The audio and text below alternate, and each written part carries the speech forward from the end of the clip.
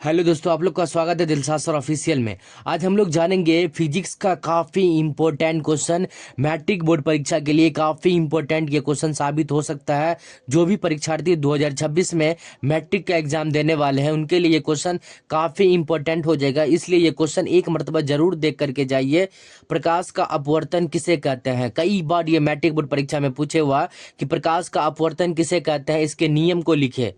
ठीक है, तो इस वीडियो में हम लोग मेनली रूप से प्रकाश का अपवर्तन किसे कहते हैं, प्रकाश का अपवर्तन के नियम के बारे में, और एक तो क्वेश्चन आता है एसएनएल के नियम, उसके बारे में भी जानेंगे। ठीक है, तो पहले हम लोग जानेंगे प्रकाश का अपवर्तन किसे कहते हैं, जिसको हम इंग्लिश में रिफ्रैक्शन ऑफ लाइट बोलते हैं। ठीक है, तो आइए हम लोग जानते हैं इसका आंसर क्या है। तो आंसर में लिखा हुआ है कि जब प्रकाश की किरण एक माध्यम से दूसरे माध्यम में जाती है, याद रखिएगा काफी इंपॉर्टेंट क्वेश्चन है कि जब प्रकाश की किरण एक माध्यम से दूसरे माध्यम में जाती है तो वह अपनी मार्ग से विचलित हो जाती है। थोड़ा सा क्या हो जाती है, विचलित, यानी कि थोड़ा सा घूम जाती है।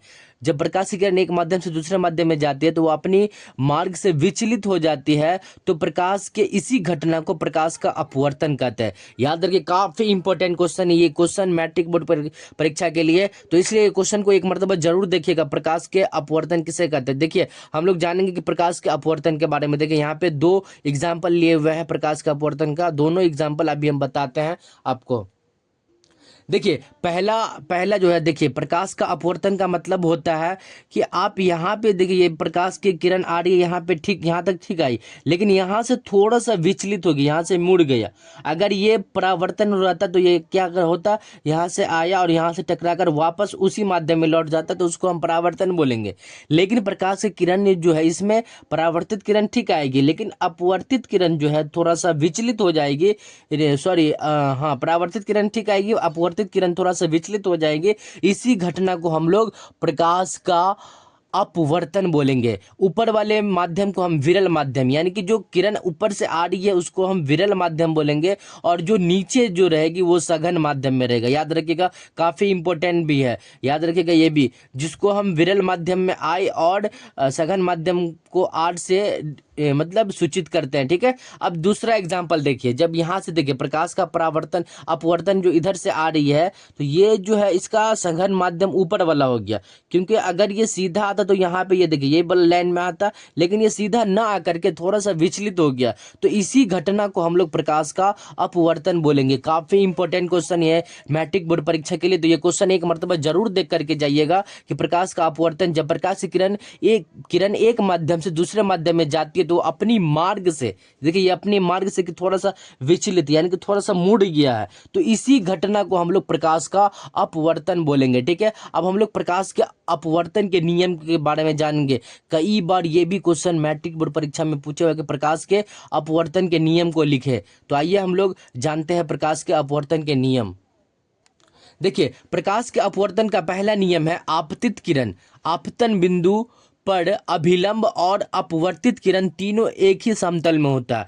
काफी इंपॉर्टेंट है, पहला नियम याद रखना, आपतित किरण आपतन बिंदु पर अभिलंब और अपवर्तित किरण तीनों एक ही समतल में होता है। ये क्वेश्चन काफी इंपॉर्टेंट साबित हो सकता है आपके लिए मैट्रिक बोर्ड परीक्षा के लिए।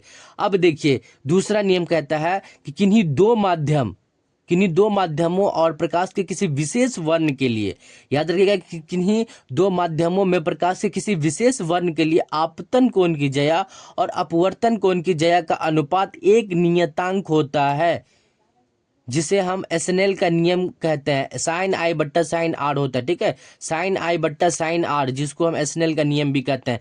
किन्हीं दो माध्यम में प्रकाश के किसी विशेष वर्ण के लिए आपतन कोण की ज्या और अपवर्तन कोण की ज्या का अनुपात एक नियतांक होता है, जिसे हम एसएनएल का नियम भी कहते हैं। तो इस वीडियो में हम लोग मेनली रूप से प्रकाश का अपवर्तन किसे कहते हैं, अपवर्तन के नियम क्या है, और एसएनएल का नियम भी यही। अगर आपको एसएनएल का नियम पूछेगा तो ये लिख दीजिएगा कि नहीं, दो माध्यमों और प्रकाश के किसी विशेष वर्ण के लिए आपतन कोण की ज्या तथा अपवर्तन कोण की ज्या का अनुपात एक नियतांक होता है, जिसे हम स्नेल का नियम कहते हैं। तो ये हो जाएगा स्नेल का नियम। ठीक है, तो हम लोग मेनली रूप से प्रकाश का अपवर्तन और अपवर्तन किसे कहते हैं और अपवर्तन के नियम के बारे में जाने, जो काफी मैट्रिक बोर्ड परीक्षा के लिए इंपॉर्टेंट क्वेश्चन साबित हो सकता है। तो इसलिए ये क्वेश्चन देख करके एक मर्तबा जरूर जाइएगा।